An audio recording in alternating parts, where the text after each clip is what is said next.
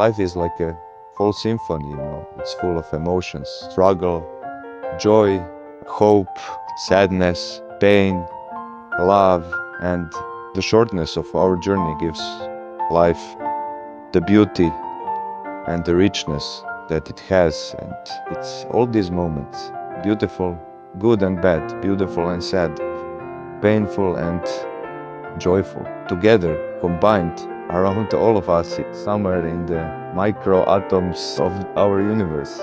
I really believe that. Mastering my craft as a cellist, I was able to experience quite a lot, and now I decided to go on a different path, mastering my craft as a composer as well, that come from within me, from what I really feel and how I live my life.